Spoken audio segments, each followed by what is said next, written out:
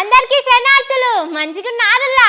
నేను వచ్చేసిన ఇయాల సుతం సూపర్ సూపర్ వార్తలు పట్టుకొచ్చిన. ఇంకెందుకు ఆలస్యం, మొదలు పెద్ద వార్తలు చూద్దాం పారి. బంజారాలపై పగబట్టిన ముఖ్యమంత్రి గుంజుకుంటున్నాడు భూములు ఎరగబెట్టి. ఆరోగ్యశ్రీకి పాడుదామనుకున్నారు మంగళం, అట్లా చేస్తే జనం పెడుతుండే నింగళం. ఉస్మానియాకు కడతాడట కొత్త బిల్డింగు, దామోదరం సారు లేకుండానే పెట్టిండు మీటింగు.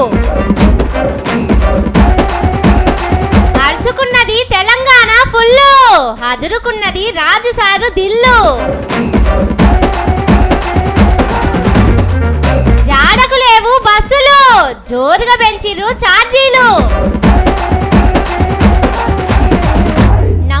నమ్మకు శైపాటోల మాటలను, నమ్మినందుకు ముంచేసినరు జనాలను.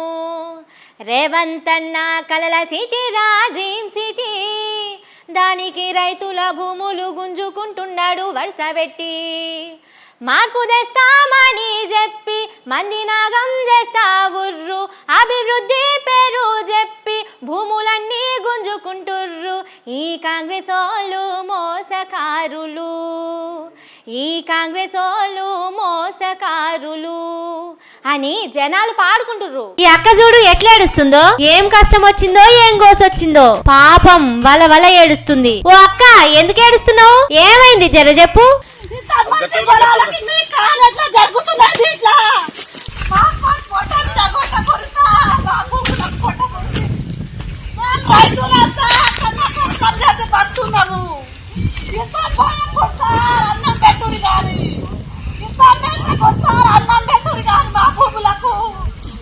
ఓ ఇన్నారుల్లా ఈ అక్క భూమి ఈ సర్కారోళ్ళు గుంజుకుంటుర్రట. అయ్యా నా భూమి గుంజుకోకుర్రి, మా తాత ముత్తాతల కాంచెల్లి గీ భూమినే నమ్ముకొని బతుకుతున్నాం బాంచన్ అని వచ్చిన ఆఫీసర్లను గీవులాడుకుంటే ఏడుస్తుంది. అసలు ముచ్చట ఏంటిదంటే, అప్పట్లో మన రేవంతన్ సారు దినాము ఓ ముచ్చట చెప్తుండే యాదుకుందా. కొత్త సిటీ కడతా, 4th సిటీ కడతా, హైదరాబాదు కంటే అద్దం లెక్క దిద్దుతా, ప్రపంచంలో ఏడలేని పట్నం కట్టి చూపిస్తా అని. గా కొత్త పట్నం కాడికి పోతందుకు రోడ్డు కావాలి కదా, గా రోడ్లేస్తందుకు గిట్ల రైతుల భూములను గుంజుకుంటున్నారు అన్నట్టు. గా సర్వే చేస్తందుకు రంగారెడ్డి జిల్లా యాచారం మండలంలో ఉన్న కురుమిద్ద మర్లకుంట అనే తండాల పొంటి వచ్చిర్రు ఆఫీసర్లు. గట్ల పొలాల మీద సర్వే చేస్తున్న ఆఫీసర్లతోని మీ కాళ్ళు ఏళ్లు మొక్కుతా సారు, మా భూములు గుంజుకోకుర్రి అని ఏడుస్తున్నది పాపం ఈ అక్క. ఈ గోస గీ అక్క ఒక్కదాందే కాదు, ఆ చుట్టుపక్కల ఉన్నోళ్ళందరిది గిదే గోస. అదేందో గాని గీ అక్క కూడా గిరిజన బిడ్డనేనట. మరి మన రేవంతన్ సారుకు గీ గిరిజన బిడ్డలంటే ఎందుకింత కోపమో ఏమో తెలియదు గాని, ఏడ చూడు గాల భూములే గుంజుకుంటుండు, గాళ్ళ మీదనే కేసులు పెడుతుండు, ఆళ్ళనే జైళ్లలో పెడుతుండు. మనోడు అనుకుంటే మనల్నే ముంచి మన నెత్తిల్నే కాలు పెట్టి ఒడ్డుకు తేలుతున్నాడు పోర్రి. నమ్మి ఓట్లేసినందుకు మా నోట్ల మన్ను కొట్టినట్టే చేస్తున్నాడు కదా రేవంతన్ సారు అని తిట్టుకుంటున్నారు పబ్లిక్.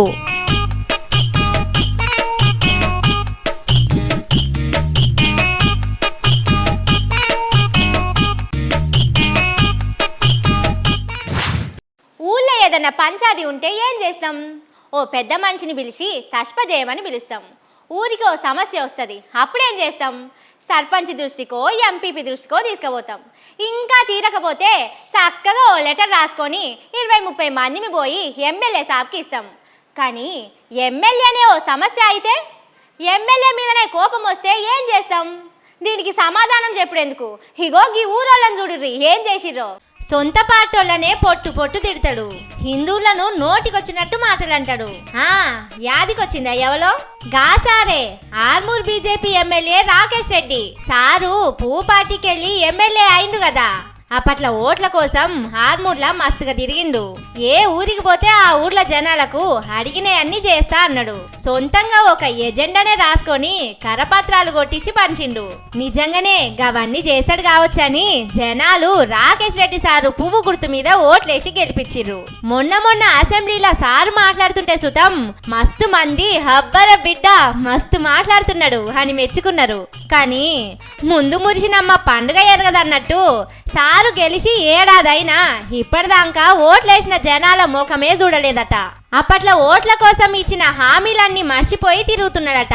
గీ హామీల ముచ్చట ఎట్లుంటదంటే ఇచ్చినోళ్ళు మర్చిపోతారు గాని ఆ హామీలను నమ్మినోళ్ళు అసలుకే మర్చిపోరు. మనిషి కనిపించినప్పుడల్లా యాద్ చేస్తుంటారు. ఎన్నిసార్లు యాద్ చేసినా రాకేష్ రెడ్డి సారు సప్పుడు చేయనట్టున్నాడు. అందుకే జనాలు ఏం చేసిరో చూడుర్రి.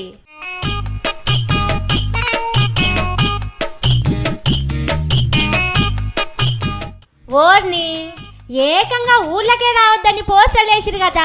హబ్బర కొండ, ఇంతకన్నా పెద్ద పని ఇంకేదన్నా ఉంటదా? ఓట్ల కోసం వచ్చి మస్తుగా హామీలు ఇచ్చినావు. ఇప్పుడు ఒక్కడంటే ఒక్కడి సుతం నెరవేర్చకపోతివి. ఇక నువ్వు మా ఊర్లకు రావద్దు, మా ఆర్మూర్ నియోజకవర్గానికి రావద్దు, అక్కడక్కడనే పట్నం పొంటనే ఉండు అని నియోజకవర్గం నిండా జనాలు ఏడబడితే ఆడ గోడలకు ఇట్లా పోస్టర్లు అంటించిర్రు. ఓషిని, ఒక్క నియోజకవర్గానికి ఇచ్చిన 10-15 హామీలు నెరవేర్చకపోతేనే గిట్ల నియోజకవర్గంలకు రావద్దని పోస్టర్లు వేస్తే మా సీఎం రేవంత్ సారు ఒకటి కాదు రెండు కాదు ఏకంగా 420 హామీలు ఇచ్చిండు. అందులో ఒక్కటంటే ఒక్కటి సుతం ముంగట వన్నీయలేదు. మీ లెక్కల బట్టి చూస్తే మా రేవంత్ సారు ఇప్పుడు తెలంగాణలో ఉండనే ఉండొద్దంటారా అని అడుగుతున్నారు జనాలు. నిజమే మరి. ఆర్మూర్ జనాలు చేసిన పని గట్లనే ఉన్నది. పనులు చేయని ఎమ్మెల్యే అయితేంది, మినిస్టర్ అయితేంది, ముఖ్యమంత్రి అయితేంది, పనికి అక్కర రానోళ్ళు ఉంటేంది లేకుంటేంది, వస్తేంది రాకుంటేంది అని చెప్పకనే చెప్పిరు పోర్రి.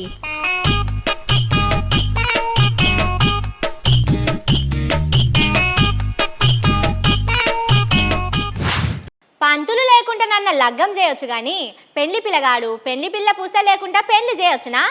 అస్సలకే కుదరది. కానీ మన రేవంత్ సార్ దలుచుకుంటే ఎంతటి పనైనా చేసి చూపిస్తాడులా. బెల్లం లేకపోయినా పాశం చేస్తాడు, మట్టి లేకపోయినా కుండలు చేస్తాడు, తాపి మాలు మేస్త్రి లేకపోయినా సరే బంగ్లా కడతాడు. హగో గసండి పని ఒకటి చేసిండు చూడుర్రి. గతి లేని సంసారం చెయ్యొచ్చు గాని శృతి లేని సంసారం చెయ్యజాలం అన్నారు పెద్దోళ్ళు. ఇగో ఈ ముచ్చట సుతం గట్లనే ఉన్నది. రాష్ట్రంలో మంత్రులకు ముఖ్యమంత్రికి అస్సలు సుతే లేనట్టు కొడుతున్నది పోర్రి.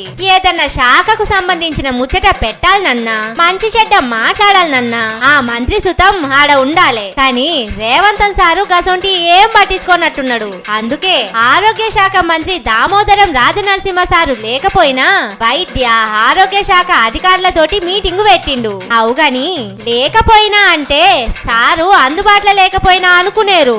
సారు హైదరాబాద్ లోనే ఉన్నాడు. నిన్ననే ముక్కోటి ఏకాదశి అని తిరుపతి పోయి వెంకన్న స్వామికి దండం పెట్టుకొని వచ్చిండు. అయితే ఉస్మానియా దవాఖానా బంగ్లా పాత పడ్డది కదా, ఎప్పుడు కూలి మీద పడుతుందో అని భయపడుడు అవుతుంది నిత్తే. అందుకే కొత్త ఉస్మానియా కడదామని కొన్నేళ్ల సంది మాట్లాడుకుంటున్నారు. ఇదే ముచ్చట ఇవాళ రేవంత్ సారు ఆఫీసర్లతోటి మీటింగ్ పెట్టిండు.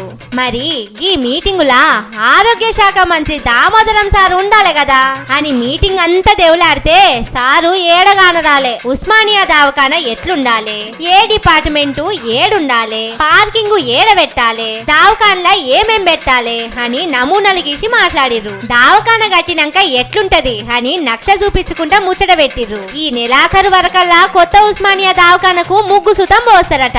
ఉస్మానియా దవాఖానా అంటే చిన్నదేం కాదు, దేశంలోనే పెద్ద పేరున్నది దవాఖానకు. అయితే ఇంత పెద్ద దవాఖానా బంగ్లా ఎట్లెట్లుండాలి అనే మీటింగ్ కు హెల్త్ మినిస్టర్ ను పిలవకపోవడేంది అనేది జనాలకు అర్థం కాకుంటున్నది. చదువుల శాఖకు మంత్రి లేకుండానే చదువుల శాఖ నడిపిస్తున్నాడు. హోం శాఖను సుతం ఎవ్వలకు ఇయ్యకుండానే పోలీసులను చేతిలో పెట్టుకొని రాష్ట్రాన్ని ఏలుతున్నాడు. ఇక ఇప్పుడు ఆరోగ్య శాఖకు మంత్రి ఉన్నా సుతం ఆయనను లెక్క చేయకుండా ఒక్కడే మీటింగులు పెట్టుకుంటున్నాడు. అంతా నా ఇష్టం, అంతా నా రాజ్యం అని అనుకున్నాడేమో రేవంత్ సారు. తెలంగాణ అంటే జనాలది, రేవంత్ సార్ది కాదు అనే ముచ్చట తెలవనీకనే ఎక్కువ రోజులేం పట్టనట్టున్నదిగా అని అనుకుంటున్నారు పబ్లిక్.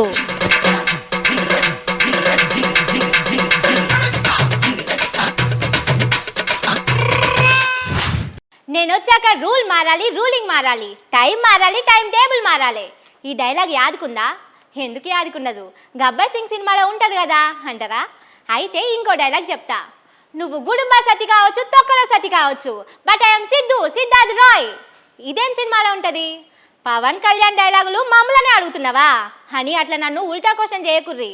ముచ్చటేంటిదంటే ఇప్పుడు ఏపీలా గిట్లనే డైలాగ్ వార్ అవుతున్నది. ఆ ముచ్చటేందో అడుచుకుందాం పారి. మొన్న ఆంధ్రప్రదేశ్ లో ఓట్లప్పుడు జగన్మోహన్ రెడ్డి పార్టీ ఒక దిక్కుంటే చంద్రాలు సారు, పవనాలు సారు, పూపాటోళ్ళందరూ కలిసి ఒక్కటయ్యి కూటమి అని పెట్టిరు కదా.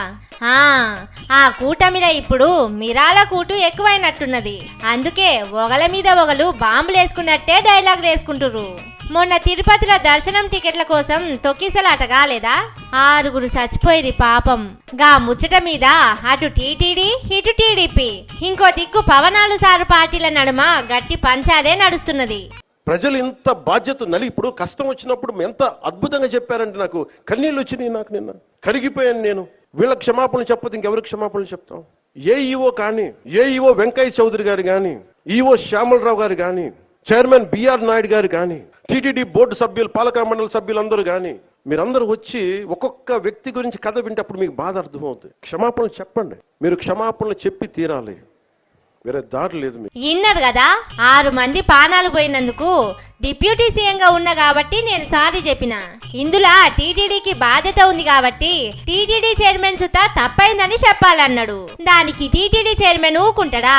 పవనాలు సారుకు ఘాటుగానే ఇచ్చిండు సమాధానం. క్షమాపణ చెప్తే చెప్పడంలో తప్పులేదు. చెప్పినంత మాత్రాన చనిపోయిన వాళ్ళు బతికి రారు కదా. అది అవన్నీ ఎవరో ఏదో మాట్లాడారంటే వాటికన్నిటికీ స్పందించాల్సిన అవసరం లేదు. ఇగో గిది ముచ్చట. బిఆర్ నాయుడు సార్కేమో చంద్రాలు సారు ఫుల్ సపోర్టు. అటు పవనాలు సారు సుతం చంద్రాలు సారు మనిషే అనే ముద్ర ఉన్నది. అయితే కొన్ని రోజుల సంధి అటు చంద్రాలు సారు పాటోళ్లకు ఇటు పవనాలు సారుకు లోపట గట్టిగానే అవుతున్నది పంచాది. దీన్ని బట్టి చూస్తుంటే రేపు కూటమి సర్కారు ఏం కొనేటట్టు కొడతలేదు. అటు చంద్రాలు సారు పచ్చపాటికి సుతం సర్కారును నిలబెట్టుకోనికే బలం తక్కువేం లేదు. అందుకే కావచ్చు పవనాలు సారు మీద మెల్లగా క్యాడర్ను ఎగదోస్తున్నాడు చంద్రాలు సారు. ఎంతైనా అక్కడ తీరినాక వెనకకెళ్ళి గుచ్చుడు చంద్రాలు సారుకు ఎన్నతోని పెట్టిన విద్య నాయే. ఈ ముచ్చట బయటికి చెప్పకపోయినా చూస్తున్న జనాలకైతే మంచిగా అర్థమైతున్నది. మొన్నటిదాకా పవనాలు సారును మొగులు మీదికి ఎత్తుకొని వార్తలు రాసిన చంద్రాలు సారుల దోస్తుల టీవీ ఛానళ్లు ఇవాళ తిట్టుకుంటా వార్తలు రాస్తున్నాయంటే ముచ్చట ఏం దాకపోయిందో అర్థం చేసుకోవచ్చు అని అంటున్నారు రాజకీయం గమనిస్తున్న పెద్ద మనుషులు.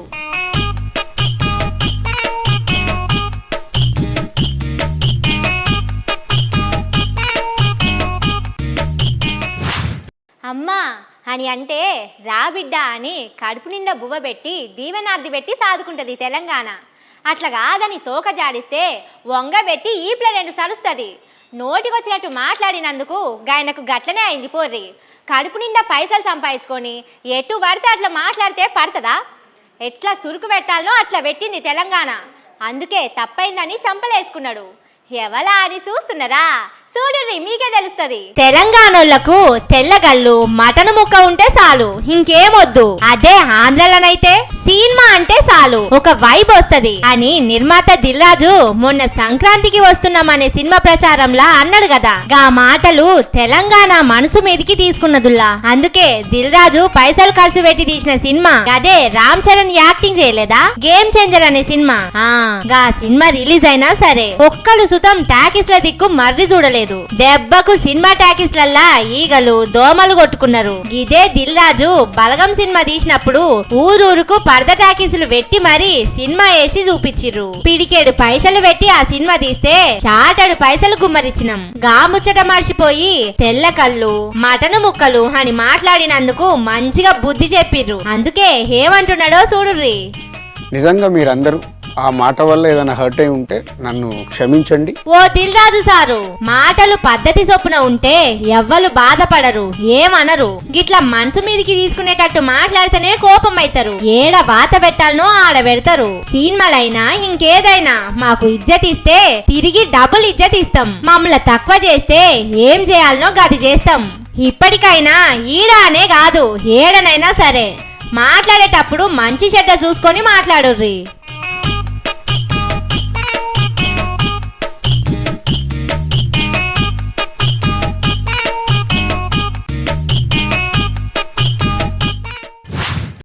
ఏంది అందరూ మంచిగా పండుగ జోషులు ఉన్నట్టున్నారు కదా. సంచులన్నీ చదురుకొని ఊళ్ళకి పోయి పతంగులేసి దోస్తుగాళ్ళతోటి ఎంజాయ్ చేద్దామని ఫిక్స్ అయినట్టున్నారు.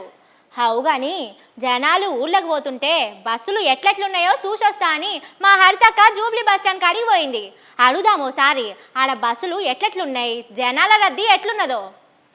ఓ హరితక్క, ఎట్లెట్లున్నది జనాల రద్దీ జూబ్లీ బస్ స్టేషన్లా?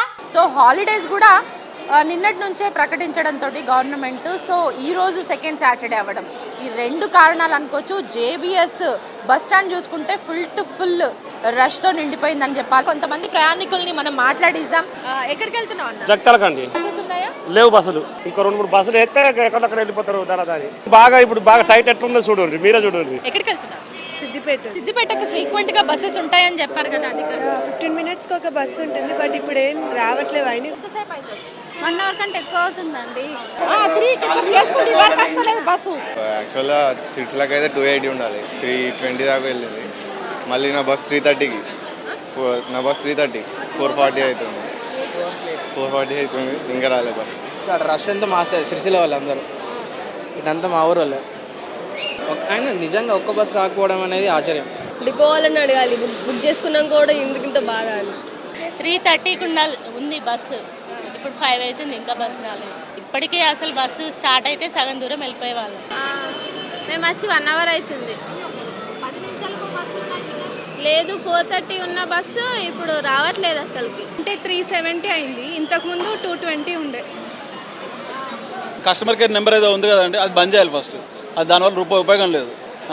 మీరు ఫోన్ చేయండి ఒకసారి, ఇప్పుడే నెక్స్ట్ 30 సెకండ్లో మీ ఫోన్ కట్ చేయకపోతే నేను దేనికైనా దాన్ని రెడీ. ఇవి ఐదు ముచ్చట్లు. ఇంకిని జబర్దస్త్ ముచ్చట్లతోటి మళ్ళొస్తా. చూస్తూనే ఉండుర్రి మన తీన్మార్. ఇదే అసలు తీన్మార్.